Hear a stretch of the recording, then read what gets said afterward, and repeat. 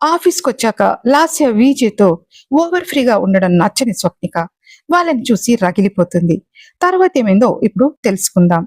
నిన్నే ప్రేమిస్తా, ఒక సిఇఓ ప్రేమ కథ, పార్ట్ 183. లాస్య ఆఫీస్ నుంచి వెళ్ళిపోగానే విజయ్ మనసు ఒక్కసారిగా తేలిక పడుతుంది. కానీ అతని కళ్ళ ముందు కదలాడుతున్న స్వప్నిక ముఖం అతన్ని కలిచివేస్తుంది. మధ్యాహ్నం నుండి ఆమె పడుతున్న నరకం, లాస్య చేసిన అవమానం విజయ్ని వేధిస్తున్నాయి. వెంటనే ఆమెను ప్రసన్నం చేసుకోవాలని స్వప్నిక ఛాంబర్లోకి అడుగు పెడతాడు విజయ్. స్వప్ని, ఇంకా అలాగే కూర్చున్నావా? ప్లీజ్ నా వైపు ఒకసారి చూడు అని ప్రేమగా అంటాడు విజయ్. స్వప్నిక ఫైల్స్ చూస్తున్నట్టు నటిస్తుంది, కానీ ఆమె కళ్ళు ఒకే చోట నిలిచిపోతాయి. విజయ్ ఆమె దగ్గరకు వెళ్లి ఆమె టేబుల్ పై చేయి వేస్తాడు. స్వప్ని, లాస్య వెళ్ళిపోయింది. అది కేవలం నాటకం అని నీకు కూడా తెలుసు. నీ మనసు బాలేదని నాకు తెలుసు. ఇవాళ మనం ఎక్కడికైనా బయటకు వెళ్దామా? నీ మూడ్ మారిపోతుంది అని మళ్ళీ తనే అంటాడు విజయ్. స్వప్నిక తల ఎత్తకుండానే చాలా నిర్జీవంగా మాట్లాడుతూ, బయటక? ఎక్కడికి విజయ్? మళ్ళీ ఏదైనా ఐస్ క్రీమ్ పార్లర్కి వెళ్తే అక్కడ ఆ ఆకాశ్ గడి మనుషులు మనల్ని ఫోటోలు తీస్తారు. మళ్ళీ వాటిని అడ్డు పెట్టుకొని ఆ దిక్కుమాలిన వెధవ నా క్యారెక్టర్ గురించి లేనిపోని పిచ్చివాగుడు వాగుతాడు. పోనీ ఏదైనా రెస్టారెంట్కి వెళ్తే మనల్ని ఫాలో అవుతున్న ఎవడు ఒకడు దానికి ఒప్పందిస్తారు. వెంటనే ఆ లాస్య నీ దగ్గర వాలిపోతుంది, మళ్ళీ నీ మీద పడిపోతుంది. నాకు వద్దు విజయ్ ఈ నాటకాలు. ఈ బయటి ప్రపంచం అంటే అసహ్యం వేస్తుంది నాకు అని బాధగా అంటుంది స్వప్నిక. అలా అనకు స్వప్ని, నీ బాధ చూడలేక నా ప్రాణం పోతుంది. నీ కోసం నేను ఏం చేయడానికన్నా సిద్ధమే అని అంటాడు విజయ్. అప్పుడు తలెత్తి మొదటిసారిగా అతని కళ్ళల్లోకి సూటిగా చూస్తుంది స్వప్నిక. ఆమె కళ్ళల్లో నిప్పులు నీళ్లు రెండు కలిసి ఉంటాయి. నా కోసం ఏం చేస్తావు విజయ్ నువ్వు? ఈ విక్రమ్ రాయ్ ముసుగు తీసేసి నేను నీ విజయ్ని అని అందరి ముందు చెప్పగలవా? ఆకాష్ గడి కాలర్ పట్టుకుని స్వప్నిక నా భార్య అని గర్జించగలవా? అది చేయలేనప్పుడు ఈ బుజ్జగింపులు ఎందుకు? నా మనసు విరిగిపోయింది విజయ్, దాన్ని అతికించే ప్రయత్నం చేసి ఇంకా గాయపరచకు అని అంటుంది స్వప్నిక. స్వప్నిక మాటలకు విజయ్ ఒక్కసారిగా సైలెంట్ అయిపోతాడు. ఆమె పడుతున్న ఆవేదనలో న్యాయం ఉందని అతనికి తెలుసు. కానీ తన లక్ష్యం కోసం ఈ ముసుగు వేసుకోక తప్పడం లేదు. తన భార్య తన కళ్ళ ముందే కుమిలిపోతుంటే ఏమీ చేయలేని నిస్సహాయ స్థితిలో విజయ్ రగిలిపోతుంటాడు. సాయంత్రం 6 కావస్తుంది. స్వప్నిక తన బ్యాగ్ తీసుకుని లేవడం చూసిన విజయ్ ఆమె దగ్గరకు వస్తాడు. పద స్వప్ని, నేను నిన్ను డ్రాప్ చేస్తాను, కారులో మాట్లాడుకుందాం అని అంటాడు విజయ్. వద్దు విజయ్, నువ్వు విక్రమ్ రాయ్లాగే ఉండు. నేను నా కారులో మ్యాన్షన్కి వెళ్ళిపోతాను. నాకు కొంచెం ప్రశాంతత కావాలి. రాజ్ ఇంటి దగ్గర తాతయ్యలతో ఉన్నాడు. వాడి దగ్గరకు వెళ్తే తప్ప నా మనసు కుదుటపడదు. ఇప్పుడు నన్ను ఒంటరిగా వదిలే ప్లీజ్ అని అంటుంది స్వప్నిక. స్వప్నిక మాటల్లో ఒక ఖచ్చితమైన డిసిషన్ ఉంది. ఆమె విక్రమ్ రాయ్ వేషంలో ఉన్న తన భర్తను చూసి భరించలేకపోతుంది. ఆమె భారమైన అడుగులతో ఛాంబర్ నుండి బయటికి వెళ్ళిపోగా విజయ్ అక్కడే నిలబడి ఆమె వెళ్తున్న వైపు చూస్తూ ఉండిపోతాడు. అతని కళ్ళల్లో నీళ్లు తిరుగుతుంటాయి. అధికారం ఉంది, బలం ఉంది, కానీ తన భార్య మనసులోని అలజడిని ఆపే శక్తి మాత్రం అతనికి లేకుండా పోయింది. స్వప్నిక మ్యాన్షన్కి వెళ్తుంటే ఆకాష్ దూరం నుండి చూస్తూ ఒక విసుగు నవ్వు నవ్వుతుంటాడు. వాళ్ళిద్దరి మధ్య ఉన్న ఈ దూరం తనకి ఎంతో మంచి చేస్తుందని వాడు ప్లాన్ చేస్తున్నాడు. ఇక్కడ రాయ్ మ్యాన్షన్ బాల్కనీ చుట్టూ గాఢమైన నిశ్శబ్దం. విజయ్ చేతిలో వైన్ గ్లాస్ పట్టుకుని శూన్యంలోకి చూస్తున్నాడు. ఆకాశంలో చంద్రుడు చల్లగా ఉన్న విజయ్ రక్తంలో మాత్రం ఒక సెగ రగులుతుంది. సాయంత్రం ఆఫీస్లో స్వప్నిక అన్న మాటలు, ఆమె కళ్ళల్లోని వేదన అతని గుండెను ఇంకా తొలిచేస్తూ ఉన్నాయి.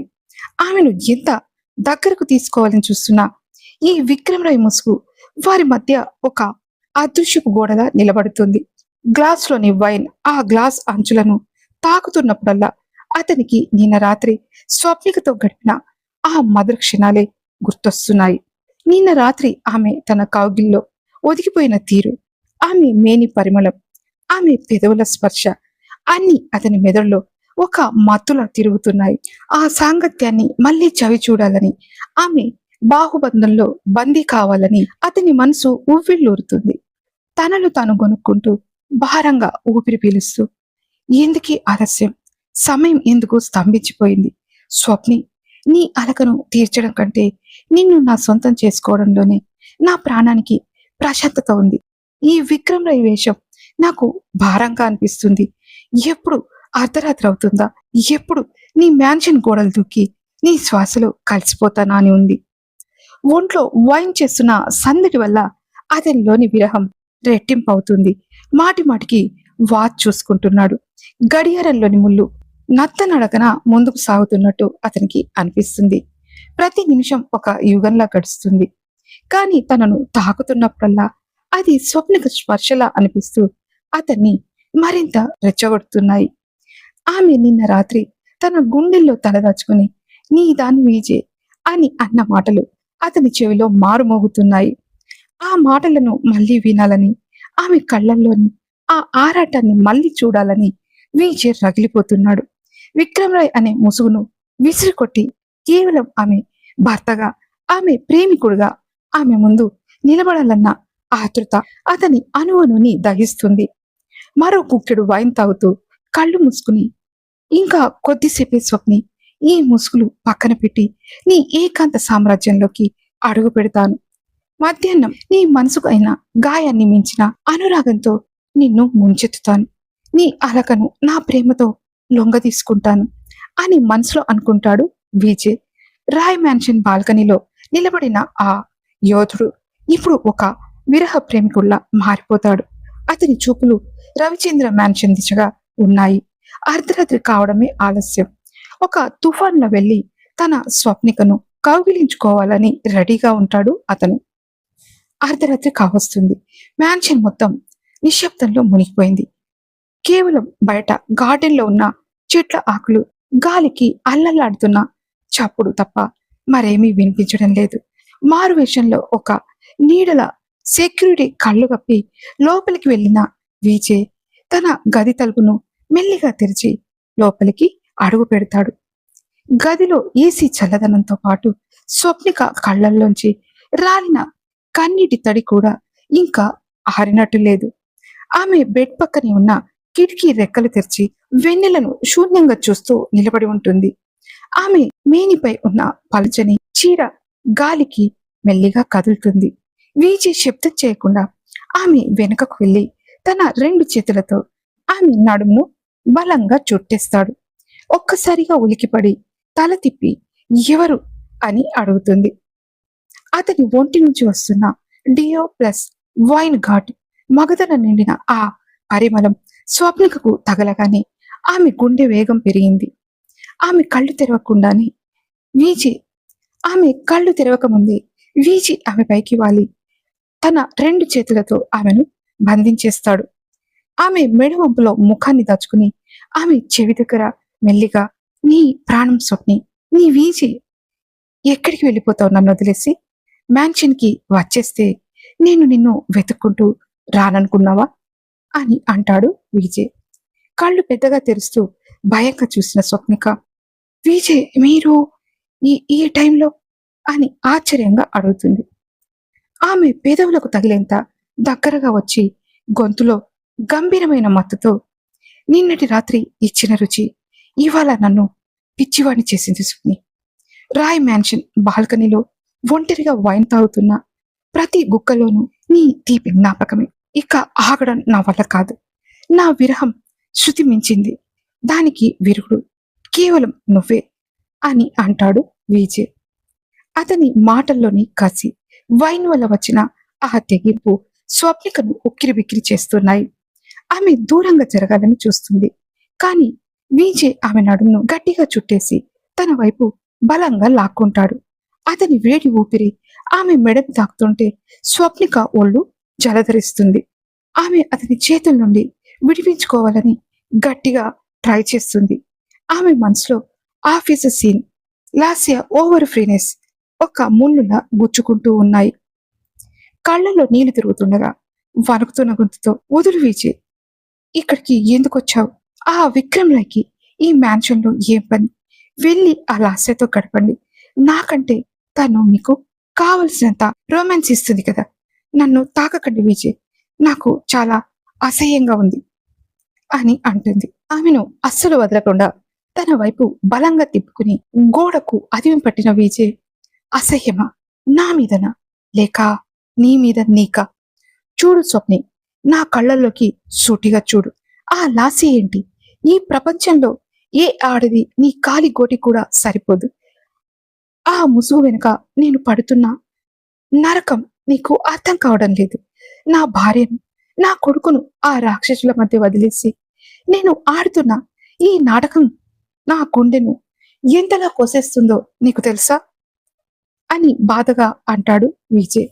అతని గుండెపై తన పిడికిళ్లతో బాదుతున్న స్వప్నిక ఆమెలోని వేదన అంత ఆవేశంగా మారుతుంది. విజయ్ ఆమె చేతులను పట్టుకుని తన తలని ఆమె తలకు ఆనించి నిలబడతాడు. అతని వెచ్చని శ్వాస ఆమె ముఖాన్ని తాకుతుంది.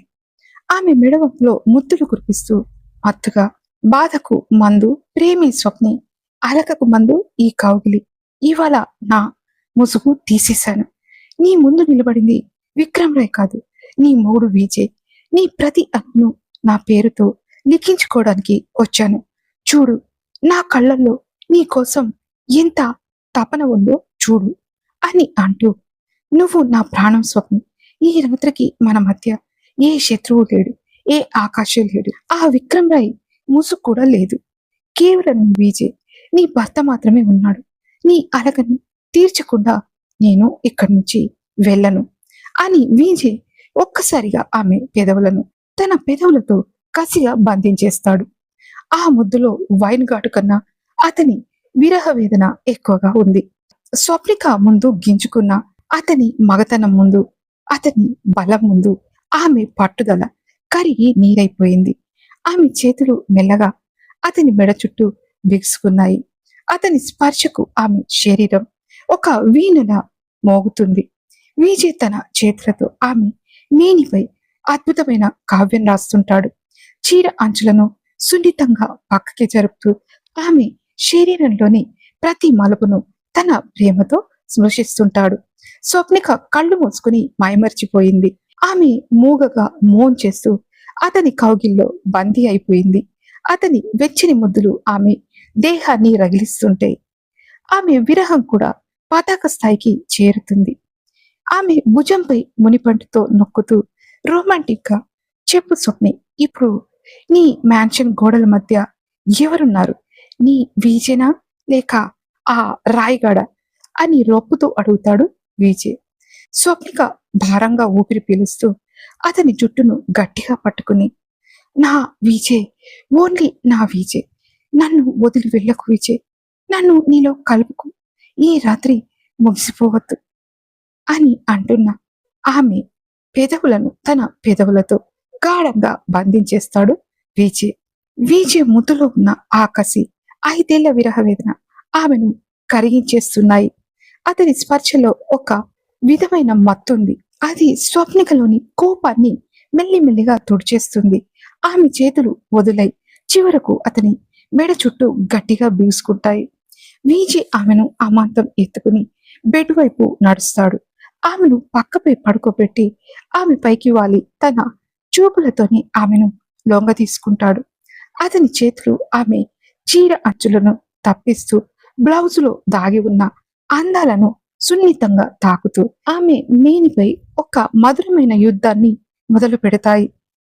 ఆమె మెడపై ముద్దులు కురిపిస్తూ మత్తుగా, ఈ శరీరం కేవలం నీకే సొంతం స్వప్ని. నీ స్పర్శ తప్ప వేరే ఏది నాకు గుర్తుండదు. ఇవాళ ఆఫీస్లో జరిగిన ఆ చేదు జ్ఞాపకాలన్నీ నా ప్రేమతో కడిగిస్తాను అని అంటున్న విజయ్ మాటలకు స్వప్నిక కళ్ళు మూసుకుని మైమర్చిపోతుంది. ఆమెలోని భయం, వేదన క్రమంగా విరహ గీతంగా మారిపోతాయి. విజయ్ ఆమెను మరింత గాఢంగా హత్తుకుని ఆమె అణువణువును తన ప్రేమతో స్పృశిస్తాడు. ఆ రాత్రి వారి మధ్య ఉన్న దూరం కరిగిపోతుంది. కౌగిలింతల బిగిలో, ముత్తుల సెగలో ఆ ఇద్దరు జీవులు ఒక్కటవుతారు. ఆ ఏకాంతం వాళ్ళిద్దరిని ఒక కొత్త ప్రపంచంలోకి తీసుకెళ్తుంది. స్వప్నిక తన భర్తను మరింత గట్టిగా చుట్టేసుకుంటూ అతని గుండె చప్పులను వింటూ తనని తాను పూర్తిగా అతనికి అర్పించుకుంటుంది. ఆ అర్ధరాత్రి వేళ ఆమె చెవిలో మెల్లిగా, ఇప్పుడు చెప్పు స్వప్ని, నువ్వెవరివి అని గుసగుసగా అడుగుతాడు విజయ్. స్వప్నిక భారంగా ఊపిరి పీలుస్తూ అతని కళ్ళల్లోకి చూస్తూ, నేను నీ దాన్ని విజయ్, కేవలం నీ దాన్ని మాత్రమే అని గుసగుసగా అంటుంది. అర్ధరాత్రి వేళ ఆ ఏకాంత గదిలో మన్మథ సామ్రాజ్యం వెల్లివిరుస్తుంది. విజయ్ తన ప్రేమతో కసిగా సాగే రొమాన్స్ తో స్వప్నికను పూర్తిగా లొంగ తీసుకోగా ఆమెలోని అలక, బాధ, వేదన అన్ని ఆ శృంగారపు సిగలో కాలి భస్మమయ్యాయి. బయట వెన్నెల కూడా ఆ జంటను చూసి ముసిముసిగా నవ్వుకుంటూ మేఘాల చాటుకు వెళ్ళిపోతుంది. రవిచంద్ర మ్యాన్షన్ గోడలు ఆ మధురమైన రొమాంటిక్ యుద్ధానికి మూగ సాక్ష్యాలుగా నిలిచిపోతాయి. ఇంకో 2 గంటల్లో తెల్లవారబోతుంది. గదిలో నిశ్శబ్దం రాజ్యమేలుతుండగా విజయ్ పక్కకు తిరిగి తన బాహువుల మధ్య ఒదిగిపోయి గాఢ నిద్రలో ఉన్న స్వప్నికను దీర్ఘంగా చూస్తుంటాడు. ఆమె చెంపలపై వెన్నెల కాంతి పడి మెరుస్తుంటుంది. ఆమె కనురెప్పల కింది కనుపాపలు ఏదో అలజడిగా కదులుతుంటాయి. బహుశా ఆఫీసులో జరిగిన అవమానాలను, ఆ లాస్య అన్న మాటలను కలలో కూడా మర్చిపోవడానికి ఆమె ప్రయత్నిస్తున్నట్టుంది. ఆమె పీలుస్తున్న వేడి ఊపిరి, దానివల్ల లయబద్ధంగా కదులుతున్న ఆమె యవ్వన గిరులు విజయ్ ఒంటిని తాకుతుంటాయి. ఆ స్పర్శ అతని రక్తంలో మళ్ళీ ఒక కొత్త సిగను రగిలిస్తుంటాయి. చిన్నగా విచ్చుకుని తేనెలొలుకుతున్న ఆమె ఎర్రని లేత పెదవులు అతన్ని మళ్ళీ రమ్మని ఆహ్వానిస్తున్నట్టున్నాయి. అంతవరకు తన ప్లాన్స్ గురించి, శత్రువుల గురించి ఆలోచిస్తున్న విజయ్ స్వప్నిక అందాన్ని చూడగానే తనను తాను కంట్రోల్ చేసుకోలేకపోతాడు. ఆమె ముఖాన్ని చూస్తూ, నిన్ను ఎంత ఆరాధించినా నా ఆకలి తీరడం లేదు స్వప్ని. నీ కన్నీళ్లను తుడిచివేశాను, కానీ నీలోని ఈ భయాన్ని నా ప్రేమతో పూర్తిగా కరిగించేయాలి. నా ఈ ప్రేమకు అంతం లేదు అని మనసులో అనుకుంటాడు విజయ్. ఆమె కనురెప్పల కింద ఉన్న అలజడిని, ఆమె మనసులోని ఆందోళనను తన ప్రేమతో అణిచివేయాలని డిసిషన్ తీసుకుంటాడు. మెల్లిగా వంగి విచ్చుకున్న ఆమె ఎర్రని పెదవులను తన పెదవులతో బంధించేస్తాడు. ఆ స్పర్శకు నిద్రలో ఉన్న స్వప్నిక ఒక్కసారిగా ఉలికిపడి కళ్ళు తెరుస్తుంది. కాని తన ముందున్నది తన ప్రాణనాథుడని తెలియగానే ఆమెలోని ఆ ప్రతిఘటన మాయమైపోతుంది. విజయ్ తన బలిష్టమైన చేతులతో ఆమెను మళ్ళీ తనలోకి లాక్కుంటాడు. ఒక సైలెంట్ తుఫాన్లా ఆమెను ఆక్రమించుకుంటాడు. ఆమె శరీరంలోని ప్రతి మలుపును, ప్రతి అణువును తన ఆధారాలతో మళ్ళీ మళ్ళీ అన్వేషించడం మొదలు పెడతాడు. స్వప్నిక కళ్ళు మూసుకొని అతని కౌగిల్లో లీనమైపోతుంది. సమయం గడిచే కొద్దీ వారి మధ్య ఉన్న ఆ విరహ వేదన ప్రేమాభిషేకంగా మారిపోతుంది. అలసిపోయిన స్వప్నికకు మళ్ళీ కొత్త ఊపిరినిస్తూ విజయ్ ఒక అద్భుతమైన విందుగా మార్చేశాడు. ఆమె పెదవుల మీద చిరునవ్వు ఊహించే వరకు, ఆమె కన్నీటి గుర్తులు తుడిచిపెట్టే వరకు విజయ్ ఆమెను తన అనురాగంతో ముంచెత్తాడు. రవిచంద్ర మ్యాన్షన్లోని ఆ గది మళ్ళీ ఒక రొమాంటిక్ యుద్ధానికి వేదికైంది. ఆ యుద్ధంలో ఓడిపోయింది స్వప్నిక అలక అయితే, గెలిచింది మాత్రం వాళ్ళిద్దరి అంతులేని ప్రేమ. ఇంతకీ విజయ్ తీసుకున్న ఆ నిర్ణయం ఏంటి? దానివల్ల ఆకాష్ ఎలా రియాక్ట్ అవుతాడు? ఈసారి లాస్య విజయ్ని ఎలా లాక్ చేయాలని చూస్తుంది? తెలుసుకోవడానికి వెంటనే సబ్స్క్రైబ్ చేసుకోండి. ఈ పాట మీకు నచ్చినట్టయితే లైక్ చేసి హైప్ ఇచ్చి కామెంట్ పెట్టండి. Thank you so much.